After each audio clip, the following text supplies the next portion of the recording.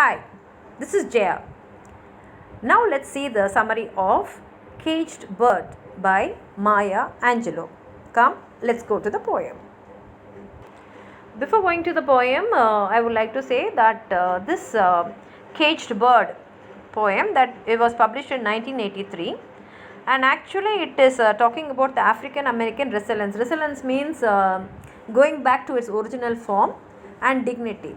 We know how the Africans lived in their native land and how they were treated in America after they were sold as slaves, and how they had to fight back and then get their freedom, and how they are living now. Even now they are places where they are treated badly, or they are treated as a second citizen. And here she tells about the pain one suffers when they are oppressed, when they are made to suffer, and she does it by comparing that with the person who is having full freedom. And so even though she is talking about the cage bird, actually she is talking about the freedom which is gone from the natives, and how a caged bird will suffer in the same way how these people have suffered. Because she beautifully says about the cage bird, saying that they are with the clipped wings, that is, they cannot fly. They have wings but they cannot fly, and their feet is also tied, so they can't even walk. And another thing is, they are also, more than that, they are kept in a cage where they cannot even look around wherever they want. They can only see what is being shown to them, and all they know is only fear. And only one thing that bird can do, that is, it can sing about its freedom.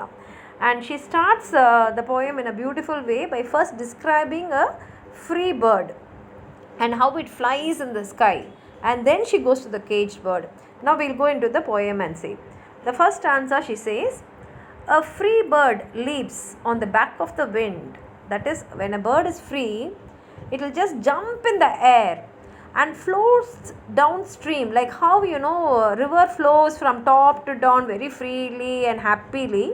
In the same way, this bird will float in the air. And here the air, that is wind, is described as a stream till the current ends. Is there any end for the wind? No. So the bird can go wherever it wants, because as like how the water will flow, same way this bird will just fly in the sky and dips his wing in the orange sun rays. Since she is comparing the wind with the stream, she says that he will dip his wings. Dipping is, we usually do it in liquid like in water, but here she says that orange sun rays will come and get into the wings and dares to claim the sky. That is, it will even say that I am the owner of the sky, because it can go anywhere at any time and no one is going to control it. And another thing is, it need not share the sky with everyone, because anyone cannot go and question the bird which is free. It can fly anywhere. So beautifully she tells about the freedom enjoyed by a free bird. Then she comes to a caged bird. She says, but a bird that stalks down his narrow cage. Stalks is when a person is walking very slowly. We will say stalking. But a bird that stalks down his narrow cage. Narrow means a very small place. So you know how big cage will be, a bird's cage. Very small, not for a bird. The bird can only stand there or move a little bit. So, but a bird that stalks down his narrow cage can seldom see through his bars of rage. Rage is anger. So this bird cannot even show out its anger. It cannot see itself showing its anger. It can only experience that anger, because his wings are clipped and his feet are tied. It cannot show because its wings are cut and his feet is also tied.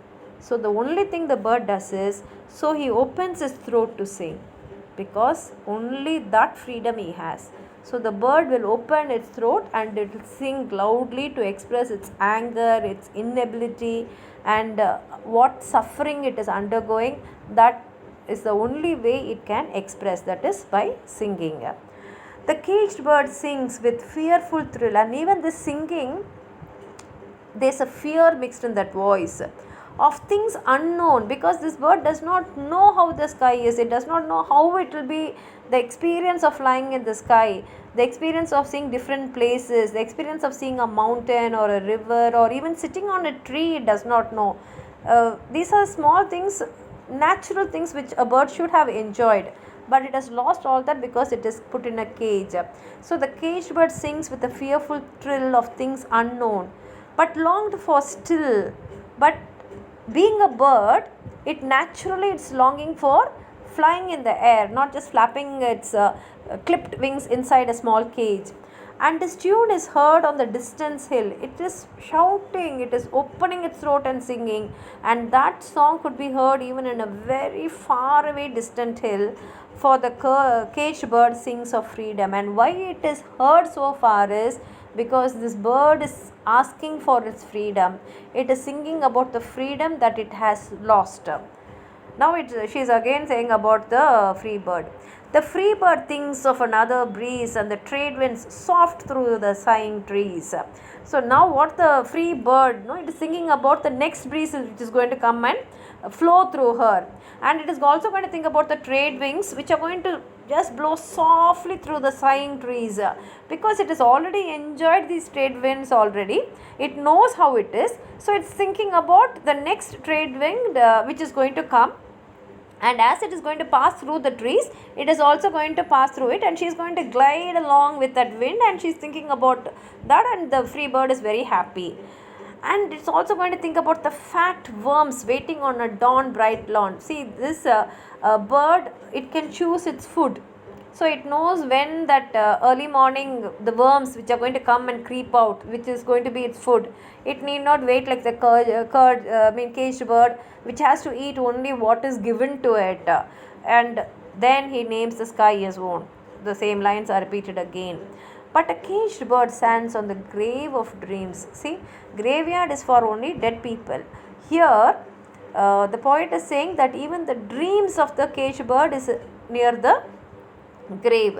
His shadow shouts on a nightmare scream. His shadow also has a nightmare. That is not only the bird, even the bird's shadow is having a nightmare, because his wings are clipped and his feet are tied.